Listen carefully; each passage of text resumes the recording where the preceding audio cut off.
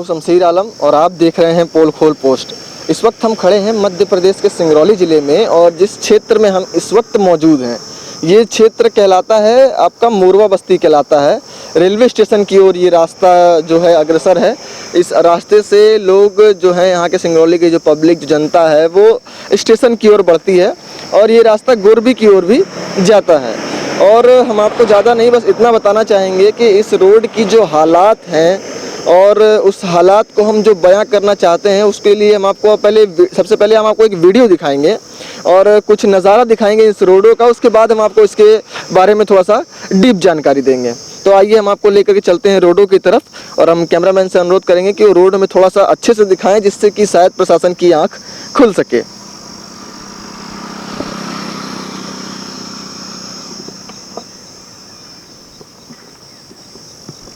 तो हम आपको ये रोड दिखाएंगे। आप ये रोडों में अगर देख पा रहे होंगे तो रोडों के बीच में पूरा खड्डा सा हो गया है, निशान बन गया है टायरों का। आप अगर देख पा रहे होंगे तो दोनों के बीच में दो जगह गैप है। एक इस रोड में गैप है जिस ओर आप अभी देख रहे हैं और एक दूसरी ओर गैप है। तो हम कैमरामैन से बोलेंगे थोड़ा इधर भी दिखाए। और देखिए तो आपने देख लिया होगा जैसे कि रोड के दोनों साइड ही खड्डे बराबरी से बन गए हैं। तो इस चित्र को और इस जगह को जो दिखाने का आपका हमारा जो अनुभव था वो हमने इसलिए आपको दिखाया है कि अभी आप देख सकते हैं कि एक हाईवा उसके ऊपर से गुजरा है और सेम उतनी ही गहराई से वो गुजरा है। इसका मतलब कहना ये साफ है कि हम आपको जो बताना चाह रहे थे वो यह था कि इस रोड में ये जो गड्ढे बने हैं ये किसी और चीज़ से नहीं बने हैं बल्कि ये बने हैं ट्रकों के आने जाने से। तो ट्रकों का जो यहाँ पे अमला गुजरता है तो आप सोच सकते हैं कि कितनी तादाद में यहाँ से ट्रक गुजरते हैं कि रोडों में उन्होंने अपना निशान तक बना लिया है। और तो और छोड़िए, हम ज़्यादा कुछ तो आपसे बोलना ही नहीं चाहेंगे। पहली बात तो ये है कि जिस प्रकार से ये एक बराबर एकदम कहते हैं ना ट्रक की जितनी चौड़ाई होती है उतने हिसाब से यहाँ पर खड्डे हो चुके हैं। मतलब ये है कि रोज़ाना यहाँ पर से कितने ट्रक गुजर रहे होंगे ये बताना अब हमें लगता है शायद मुनासिब नहीं है, क्योंकि हमने आपको डायरेक्ट यही चीज़ दिखा दी कि किस तरीके से पूरा रोड में खड्डा हो चुका है। अब ये तो हो गई रोडों की बात जिस पर अभी तक शायद प्रशासन का ध्यान नहीं जाता है और ना ही कभी जाएगा, क्योंकि प्रशासन यहाँ का बहुत ही लाचार विवश है। दूसरी ओर हम आपको दिखाते हैं यहाँ पर अभी आपने देखा होगा थोड़ी देर पहले जब ट्रक गुजरा था तो कैसे धूल मिट्टी उड़ी थी। और ज़्यादा दूर नहीं बोलेंगे, हम अपने नीचे आपको दिखाना चाहेंगे। थोड़ा कैमरा से हम बोलेंगे नीचे जूम करें और देखें ये जो मिट्टियाँ हैं ये एक भी मिट्टी नहीं लग रही है, ये हमें काली मिट्टी लग रही है। तो दरअसल हम आपको बता दें कि ये काली मिट्टी नहीं है, ये है तो मिट्टी ही, पर यहाँ के प्रदूषण की वजह से ये हो गई है काली मिट्टी। और चलिए हम आपको एक जीता जाता एग्जाम्पल दिखाते हैं। अभी हमारे बगल से एक ट्रक जा रहा है, आप देखिएगा जैसे ही वो हमारे बाजू से गुजरेगा तो ये देखिए उनके टायरों के पास से कितनी धूल निकल रही है।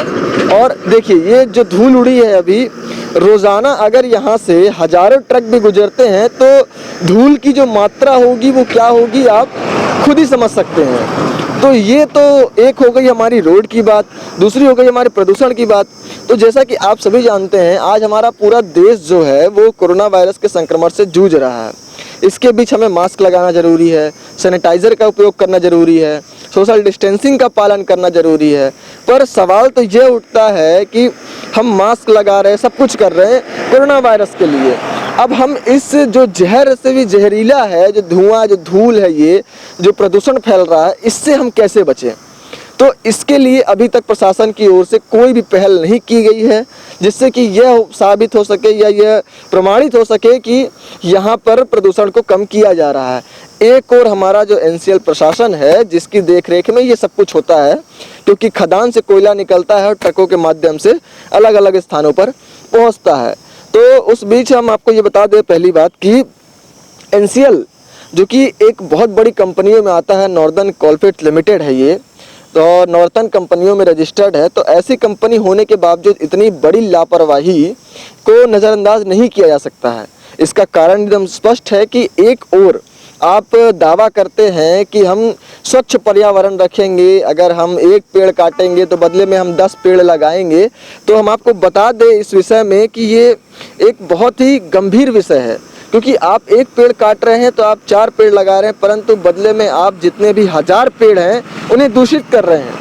और पेड़ों का जो खाना होता है वही होता है कार्बन डाइऑक्साइड, वो उसी के माध्यम से पलते हैं, और अगर वही हम प्रदूषित कर देंगे तो उनके जीने का तो कोई सार ही नहीं बचेगा।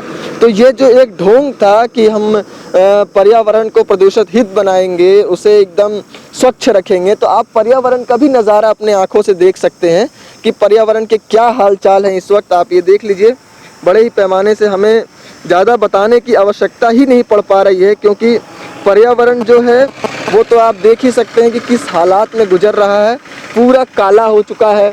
हम आपको इसके विषय में गंभीरता से दिखा रहे हैं। पेड़ों में आप अगर देखेंगे तो पेड़ों पर एक काली परत चढ़ी हुई है, रोडों पर काली।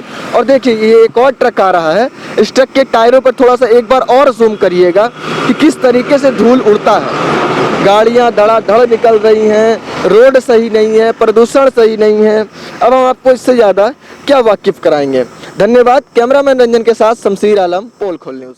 और हाँ, हमारे चैनल को सब्सक्राइब करें, घंटी का बटन दबाना ना भूलें, जिससे नई अपडेट आपको समय समय पर मिल सके।